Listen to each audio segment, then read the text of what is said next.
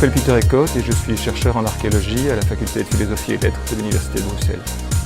Alors moi je travaille en archéologie précolombienne et plus particulièrement celle de l'Amérique du Sud. Je mène depuis plusieurs années un grand projet de fouilles à Pachacamac, sur la côte centrale du Pérou, au bord de l'océan Pacifique. C'est un très grand site de à peu près 600 hectares avec des temples, des pyramides et qui a fonctionné durant à peu près 1000 ans. Et donc on s'attache à reconstituer le développement, le fonctionnement et les contacts reçus et donnés par ce site tout au long de cette longue histoire jusqu'à l'arrivée des Incas et puis des Espagnols.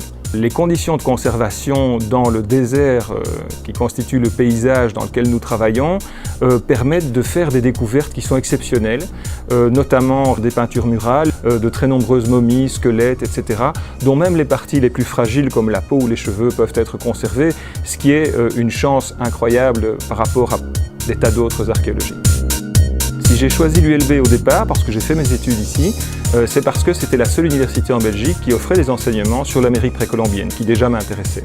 C'est quelque chose qui est resté. C'est toujours la seule université qui prodigue des enseignements dans ce domaine et qui fait de la recherche, qui est extrêmement dynamique d'ailleurs, avec plusieurs professeurs, des doctorants, le projet de recherche à Pachacamac au Pérou, mais aussi un autre grand projet en Bolivie et d'autres participations à travers l'Amérique. Donc c'est une section à l'ULB qui est extrêmement dynamique.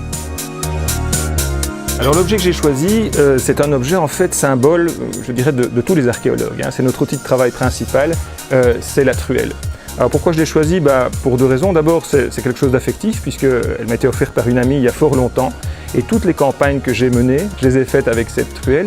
Et deuxièmement, parce que elle doit nous rappeler que, quelles que soient les théories et modèles qu'on élabore en archéologie pour raconter le passé, c'est toujours à partir des objets qu'on trouve sous le sol, grâce à ça notamment, qu'on peut le faire, qu'on doit commencer à réfléchir. Et puis, bien sûr, c'est une des parties du métier que je préfère, c'est la fouille, c'est le terrain. Et bien entendu, la truelle y est attachée.